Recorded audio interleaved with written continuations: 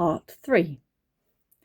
He commenced and again related the very same things which he had done at his first visit, without the least variation, which having done, he informed me of great judgments, and now he's adding on to what he had already told him. So that's Moroni adding on more for Joseph Smith, which were cut. So he informed me of great judgments which were coming upon the earth, with great desolations by famine, sword, and pestilence, and that these grievous judgments would come on earth in this generation. Having related these things, he again ascended as he had done before. By this time, so deep were the impressions made on my mind that sleep had fled from my eyes, and I lay overwhelmed in astonishment at what I had both seen and heard. But what was my surprise when again I beheld the same messenger at my bedside, and heard him rehearse to me, telling me that and heard him rehearse or repeat over again to me the same things as before, and added a caution to me, telling me that Satan would try to tempt me in consequence of the indignant circumstances of my father's family. So here he's referring to the fact that his family are incredibly poor as farmers, and these gold plates would be a temptation to him to try and sell because of their value in worldly goods, to get the plates for the purpose of getting rich. This he forbade me.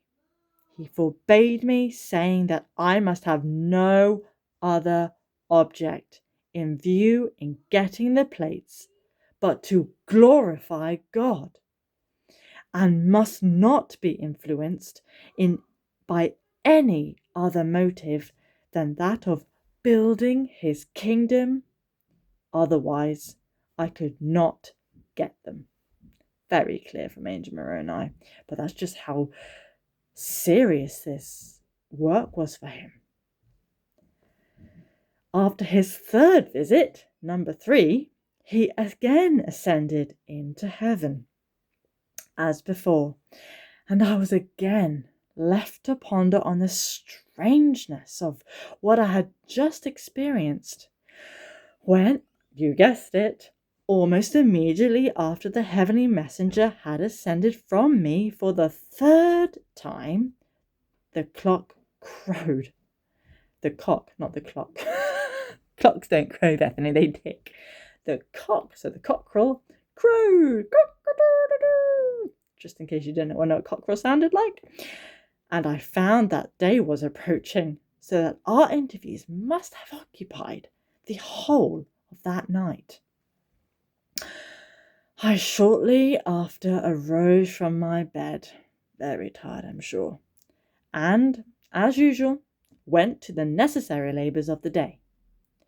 But in attempting to work as at other times, I found my strength was so exhausted as to render me entirely unable.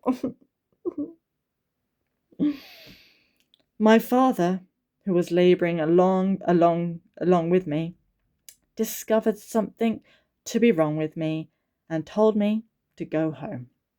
I started with the intention of going to the house, but in attempting to cross the fence out of the field where we were, my strength entirely failed me, and I fell helpless on the ground, and for a time was quite unconscious of anything. The first thing that I can recollect was a voice speaking unto me, calling me by name. I looked up and beheld the same messenger standing over my head, surrounded by light as before. He then again related to me all that he had related to me the previous night, and commanded me to go to my father and tell him of the vision and commandments which I had received.